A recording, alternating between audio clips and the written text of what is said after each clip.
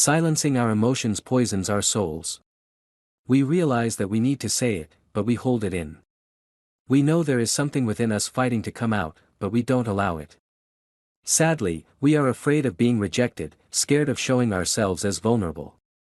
We have feelings of shame which make us reconsider what we are feeling. However, we are not aware that silencing our emotions poisons our souls. This type of attitude ends up becoming a constant for us. We will find ourselves deciding between yes and no every time we need to express what we are feeling. How many times have we felt guilty for not being brave enough to allow the words to flow from us, without having to conceal them within? How deeply have we regretted not letting out what our souls were screaming? It might be time to take a certain phrase more seriously. One we all know, but which we oftentimes choose to ignore: he who swallows a lot, ends up drowning. Silencing our emotions has a price. We have been told to silence our emotions from a very young age. We started holding back our tears when they needed to flow. Started avoiding expressing our true feelings because others might have rejected us.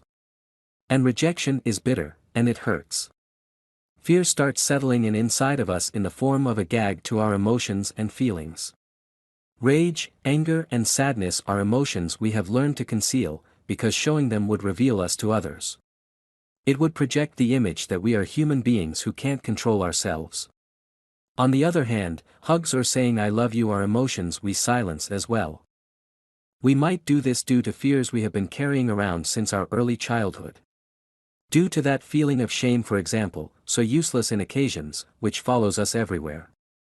Nevertheless, doing this goes against our nature. We are emotional beings. As much as we wish to not feel anything, as much as we silence our emotions, these will remain. We can try as much as we want to remain in silence, but sooner or later our bodies will react. Without any way for us to stop it, those concealed tears and words will emerge somehow. Sorrow which has no vent in tears may make other organs weep. Francio J. Braceland - We must speak up about our feelings. Silence is always mentioned as a feature of wisdom which allows us to listen to others, and to ourselves as well. It can help us hear our bodies, how they are reacting, and let them tell us what we need. However, in the end, it is important to express our feelings out loud. But we need to remember, saying out loud and expressing what's happening inside of us does not necessarily imply hurting other people. Truth is, when the time to express our negative emotions arrives, we might let ourselves be dragged by the energy of everything we have accumulated. It's in this moment that we really cause others harm. This is why the regulation of our emotions is easier when we don't have a great torrent of accumulated emotions to contain. A great way to put things in order, both positive and negative feelings, is to write them down. Doing this gives us pleasure, it's a type of release. But we need to be careful. We can't get stuck in this and keep shutting out our emotions. Writing down our anger or our love on paper will never replace the actual action of expressing them with words. The heat from a sheet of paper will never be the same as human warmth. Other people's emotions can be overwhelming. We are not responsible for our emotions, but we are responsible for what we do with our emotions.